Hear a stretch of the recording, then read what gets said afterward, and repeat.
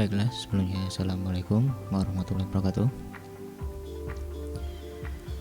Untuk video kali ini ya, saya akan memberikan sedikit pengantar untuk KBM secara daring. Mata pelajarnya adalah aplikasi perangkat lunak dan perancangan interior gedung. Jadi nanti saya akan menjelaskan beberapa informasi mengenai mata pelajaran saya. Untuk sebelumnya perkenalkan ya, saya Imamuddin ya, nanti yang mengajar untuk mapel APLPG di kelas 11 DPIB ya. Untuk mapel nanti seperti apa sistemnya, sistem pembelajaran dengan saya nanti seperti apa, nanti saya terangkan.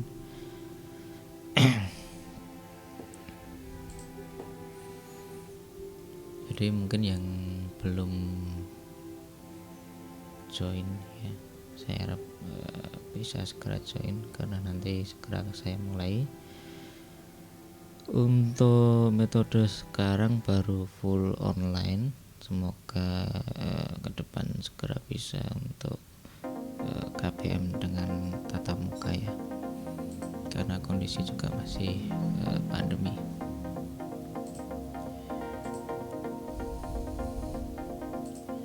Baik, untuk kelas APLPG ya, mungkin sebagian juga sudah join.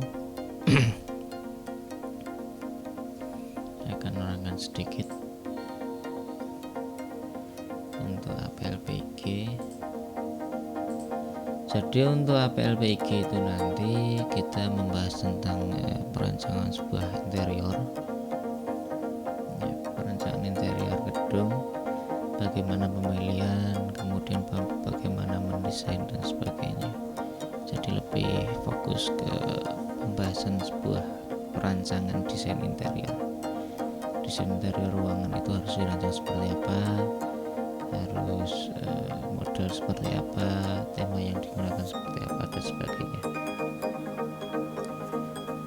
Untuk kelas ini saya jadikan satu ya, jadi 11 DPIB 1, kemudian DPIB 2 saya jadikan satu. Kemudian kelas ini nanti juga akan saya gunakan selama 1 tahun. Jadi dari awal KBM nanti sampai akhir kenaikan kelas. Jadi semua materinya akan ada di sini selama 1 tahun. Untuk materi nanti saya lampirkan sesuai topik. Nanti saya akan berikan sedikit gambaran ya,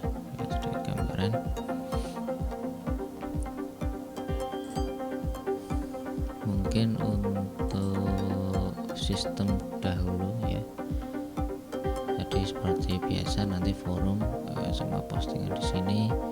Untuk kelas di sini nanti saya untuk siswa hanya bisa memberikan komentar. Jadi nanti untuk masalah komunikasi dan sebagainya mungkin bisa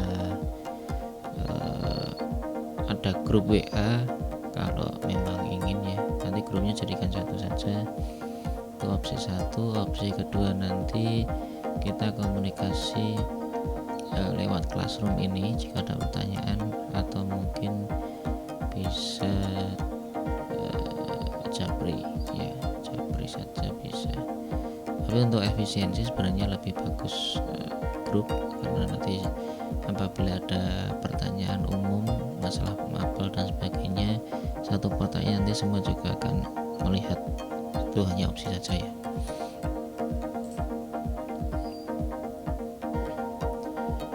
Itu kemudian untuk permasalahan tugas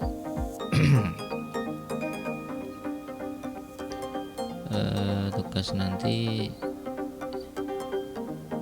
jadi akan saya pemberian materi dan pemberian tugas nanti akan ada di setiap topik ya. Ini nanti topik saya terangkan sedikit apa saja yang akan dipelajari untuk mapel APLPIG nanti selama 1 tahun. Nah, itu seperti apa nanti. Jadi nanti setiap topik ini nanti akan saya berikan materi, kemudian ada penjelasan, saya lampirkan e-book ya, saya lampirkan e-book nanti tolong bisa secara mandiri untuk dibaca. Saya akan juga memberikan penjelasan seperti ini dengan video. Kemudian di bagian bawah nih nanti kemungkinan juga ada tugas ya. Untuk deadline tugas nanti ya mengikuti saja tugasnya seperti apa, nanti datanya seperti apa, itu nanti sambil jalan aja ya, sambil jalan. Jadi nanti untuk 1 tahun kelas dengan dua rombel, 2 kelas DPP 1 dan 2. Bagaimana untuk jamnya? Nanti jamnya bisa mengikuti seperti jam biasa saja. Untuk postingan ya saya nanti ngikuti untuk yang jadwal. Paling untuk tugas nanti saya sesuaikan saja ya. Untuk masalah pembagian topik dan sebagainya itu nanti ketika di sini sudah saya masukkan, otomatis semua juga akan melihat. Ya, nanti mungkin bisa dibaca-baca dan sebagainya. Jadi mau belajar langsung secara mandiri untuk penuh seluruhnya materi yang saya lampirkan itu boleh, menguasai satu-satu dulu ya boleh. Jadi sangat bebas secara mandiri. Semua apa yang ingin dipelajari mau langsung belajar sendiri dulu, kemudian baru bertanya, atau sesuai setiap materi yang saya sampaikan baru bertanya, itu bisa.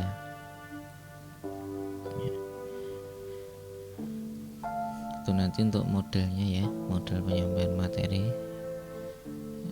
secara mandiri, kemudian saya berikan video, kemudian ada tugasnya. Kemudian untuk materi saya langsung saja ya, saya akan berikan gambaran sedikit untuk materi. Jadi dalam pembelajaran itu nanti ada kompetensi inti ya, ada kompetensi dasar yang harus dikuasai. Khusus untuk mapel APLPI nanti seperti ini ya.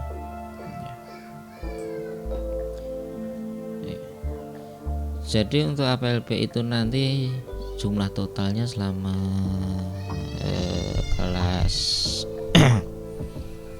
kalau ini ada poin 41 sampai 425 itu, ini sampai kelas 12 ya.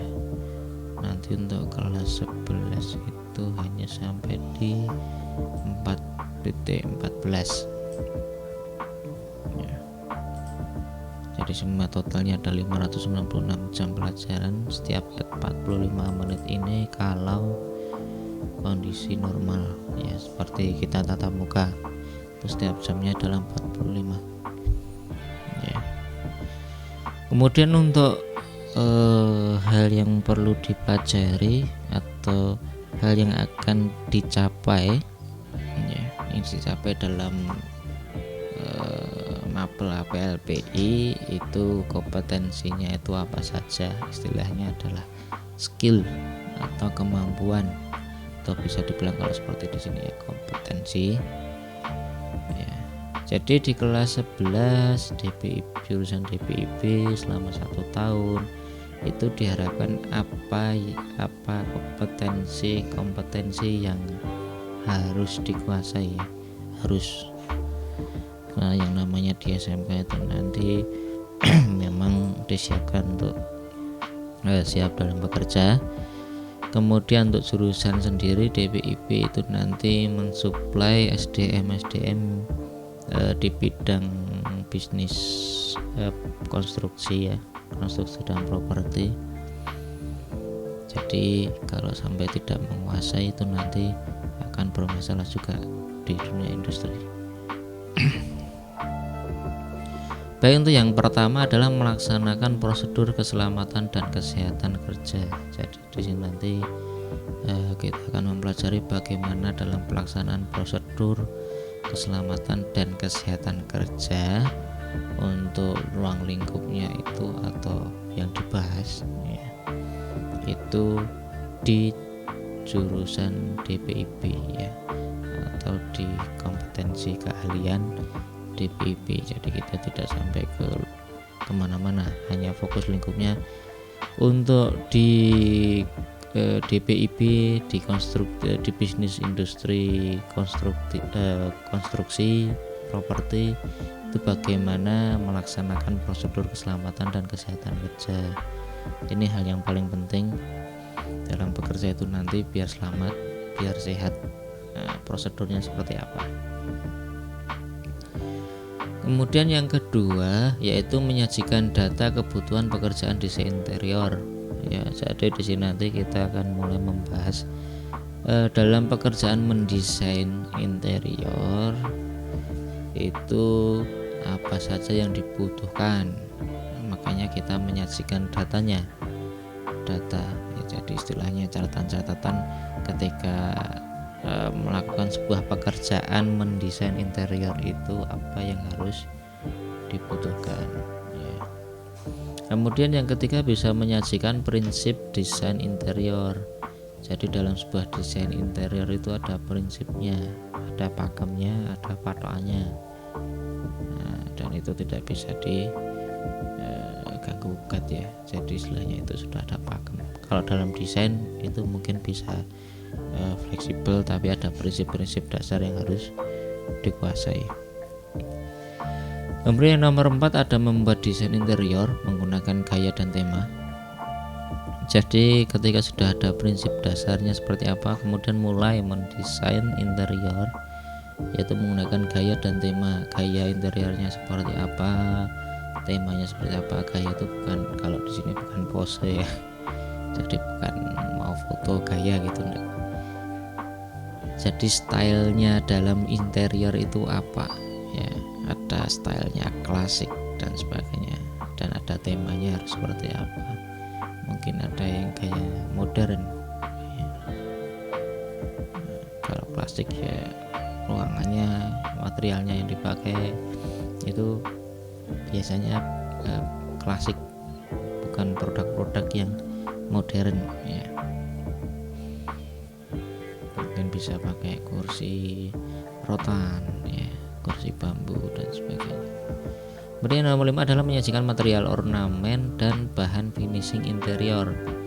Jadi setelah bisa mendesain interior menggunakan gaya dan tema, kita sudah menentukan gayanya, kemudian temanya apa, kemudian kita juga langsung bisa menyajikan material apa yang harus dipakai di situ, ornamen yang mendukung gaya dan tema yang dipilih, kemudian bahan finishingnya harus seperti apa. Jadi sini berkaitan semuanya.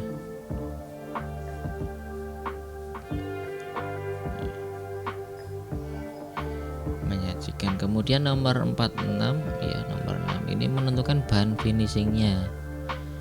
Ya, ini tadi baru menyajikan ya. Kemudian di sini sudah menentukan apa yang harus dipakai. Nah, ini kan. Jadi semua datanya ditampilkan dulu, kemudian kita sudah harus bisa menentukan, oh yang saya pakai untuk bahan finishingnya ini ya. Kemudian yang 7 menentukan material dan ornamen dekorasi interior. Nah, setelah menyajikan tadi kita juga menentukan ya. Jadi untuk yang poin 5 ini hanya masalah umum. Kemudian yang nomor 6 dan 7 itu sudah spesifik. Ketika sudah membuat desain interior menggunakan satu gaya dan temanya apa, kita sudah kita masuk di poin 6 sama 7 kita sudah bisa menentukan ini dari mana, ketika kita sudah menyajikan materialnya. material, ornamen, dan bahan finishing.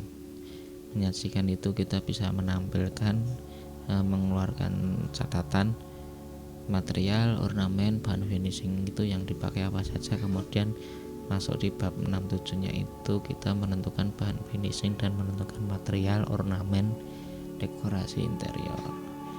Ketika semua sudah disajikan dan ditentukan, kemudian di bab 8 nya kita masuk membuat gambar interior ya. Baru mulai eksekusi, gagasan ide itu dituangkan dalam sebuah gambar ya. Itu ini masih manual semua. Nah, nanti kemungkinan kita gambarnya masih manual saja ya. Kemudian ketika semua sudah selesai, ini kemungkinan nanti kalau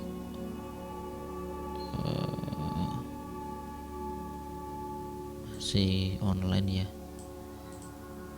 masih online ini untuk 1-8 kemungkinan ini nanti kita masih manual dulu di semester 1 ini, kemungkinan dari 1-8 ya. Kemudian di bab 9 atau poin 9 itu kita sudah mulai masuk ke lab seharusnya. Semoga bisa saja. Ini nanti asumsi saya kita sudah masuk di semester 2. Kalau nanti di semester 1 sudah bisa di lab, mungkin saya untuk yang atas ini saya akselerasi saja. Jadi untuk di lab itu kita sudah bisa langsung di semester 1 ya. Kita akselerasi materinya semua. Jadi saya harap kalau nanti memang akselerasi, tiap-tiap individu ya, tiap-tiap siswa saya harap bisa belajar secara mandiri atau mungkin bisa belajar kelompok. Yang jelas tetap apabila mungkin datang ke sekolah ya, datang ke sekolah tetap protokol kesehatan jalan, tidak berkerumun dan sebagainya. Kemudian permasalahan teknis seperti sinyal dan sebagainya, apabila benar-benar memang tidak ada ya bisa ke SMK.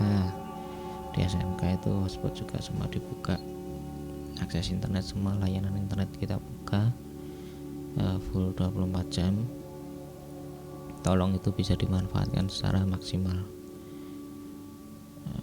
Kalau memang kuotanya banyak ya tidak masalah dan sinyalnya bagus. Kalau memang punya masalah, jadi di SMK Miri itu kita sudah semua buka, akses internet kita buka, fasilitas kita full, online kita buka.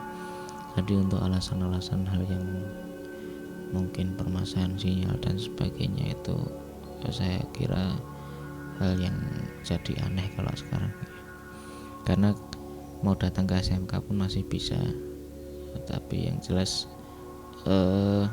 tidak pakai seragam ya, karena masih kondisi seperti ini. Untuk belajar bisa mau online di SMK juga bisa.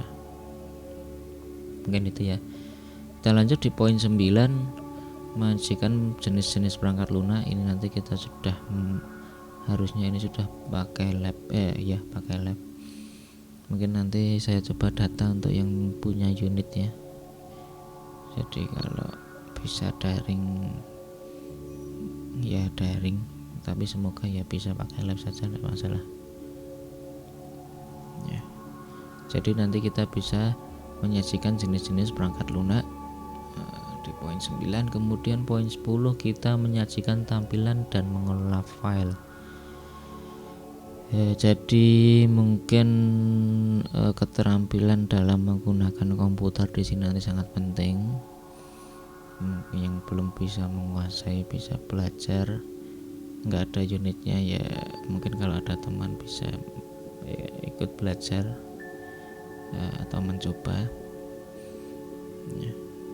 Jadi tidak hanya HP yang dikuasai, tapi karena di sini nanti kita menggunakan komputer ya harus bisa menggunakan komputer.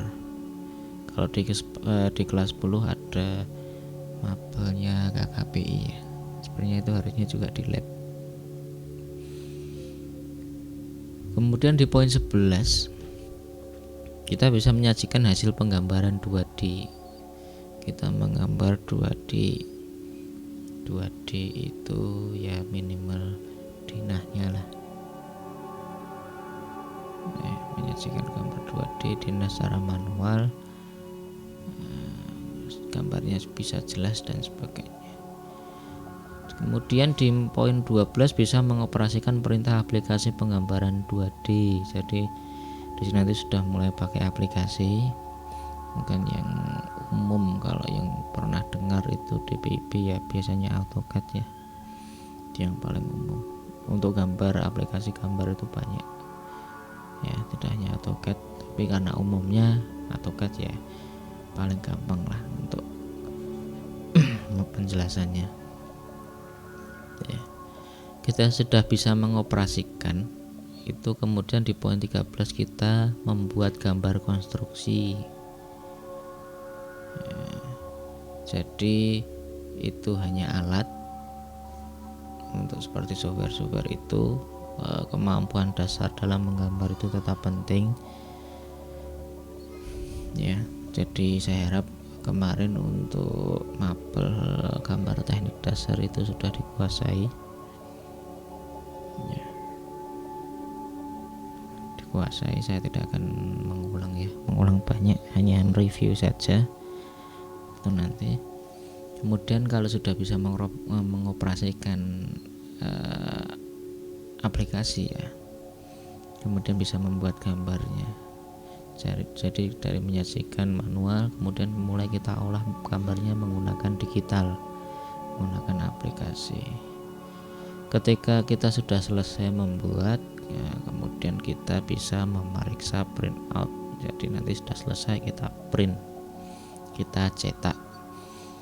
Kalau gambar manual mungkin yang biasa sering gambar ya, alatnya ya medianya adalah kertas gambar, kemudian alatnya adalah pensil, rapido ya, ballpoint dan sebagainya.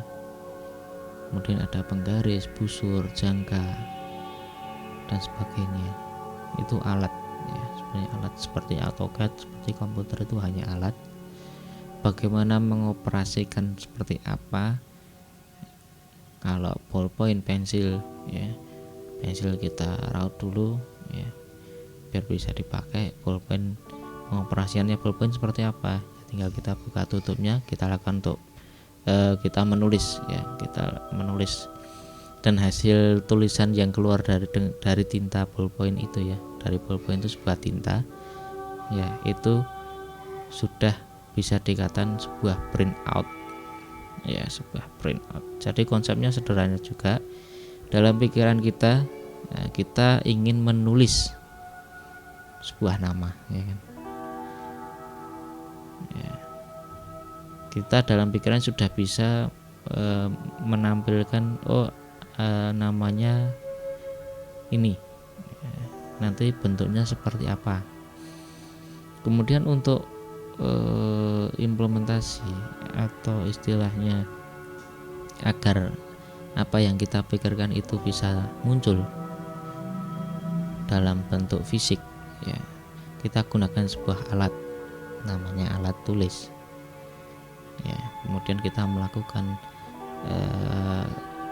kegiatan, kita akan melakukan proses menulis. Proses menulis dibutuhkan sebuah media untuk menulis, paling gampang ya kertas ya kan. Kemudian kita mulai memproses print out tulisan nama yang kita pikirkan melalui alat ballpoint atau pensil. Kita lakukan kita menulis di atas kertas.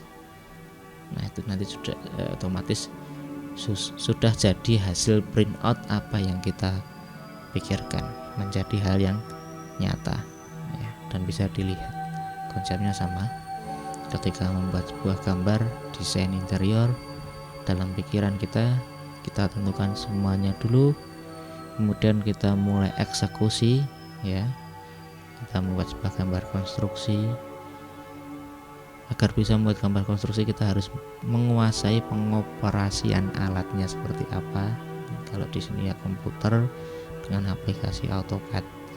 Kalau udah selesai kita cetak.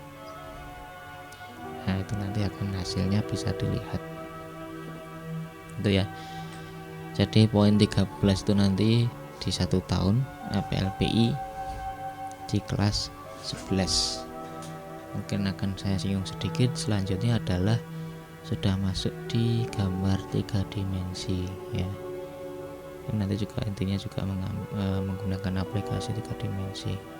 Nanti akan saya lampirkan di pengantar awal, bisa dibaca. Intinya di sini dari poin 41 sampai 425 ini nanti apa yang akan dipelajari di mapel APLPI ya. APLPI karena APLPIG itu nanti di kelas 11 sama kelas 12 ada. Ini semua yang akan dipelajari. Jadi outputnya ketika lulus minimal itu mendesain interior dengan mapel ini menggunakan aplikasi 2D dan 3D sudah bisa. Intinya hanya itu saja ya. Mungkin itu ya untuk sedikit penjelasan materi nanti apa yang dipelajari. Saya harap dengan penjelasan ini nanti sedikit ada gambaran. Jadi arahnya nanti seperti apa di mapel APLPIG dengan saya. Jadi nggak bingung. Saya akan mempelajari apa di mapel APLPIG ini. Ya ini semua yang saya terangkan ini. Ya. Terangkan ini semua. Ini yang akan dipelajari. Saya tidak akan keluar kemana-mana. Ini pakem saya di sini. Ya, masalah nanti materinya ada menyambung dengan hal-hal yang lain ya. Itu memang satu mapel seperti ini memang ada kaitannya dengan mapel yang lain. Saya berikan sedikit contoh. Mungkin kalau sudah bisa membuat gambar interior mungkin di 48 ini ya, kita sudah bisa menentukan material dan ornamennya. Nanti gambarnya itu berarti otomatis kita akan ketemu luasannya, luasan dinding, lantai dan sebagainya. Kita akan masuk ke mapelnya EBK, estimasi biaya konstruksi. Itu berkaitan ya. Jadi semua mapel kejuruan itu berkaitan. Saya harap penguasaan materi satu dengan yang lain, mapel satu dengan yang lain itu tetap harus berimbang ya. Kemudian bisa menentukan material, bahan finishing ya. Ini nanti ketemu volumenya dan kita kalikan dengan harga bahannya. Ini patoknya dari mana? Itu nanti dari hasil gambarnya ya. Itu nanti mapel EPK sama. Kemudian ada mapel di PKK, produk kreatif dan kewirausahaan. Apabila bisa menguasai sebuah desain, bisa menghitung analisis bahan, itu minimal bisa membuka jasa desain interior dan estimasi biayanya.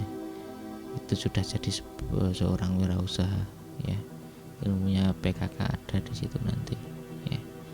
Kemudian ada ya mapel konstruksi utilitas gedung ya, bagaimana utilitas gedung itu nanti dan sebagainya berkaitan, karena interior ini pasti hubungannya nanti dengan bangunan. Bangunan tidak hanya rumah ya, ada gedung dan sebagainya, dan itu semua ada interiornya. Interior juga masuk dalam sebuah bangunan. Dalam bangunan tetap ada utilitasnya, ada pemipaan, ada kelistrikan ya, ada instalasi dak ya, angin, sirkulasi udara dan sebagainya, dan itu semua juga akan berhubungan dengan interior dan semua berhubungan dengan aplikasi 2D seperti ini. Bagaimana menggambarnya, bagaimana membuatnya, bagaimana menyajikan hasilnya. Nah, semuanya berkaitan. Ya. Mungkin itu saja yang bisa saya sampaikan.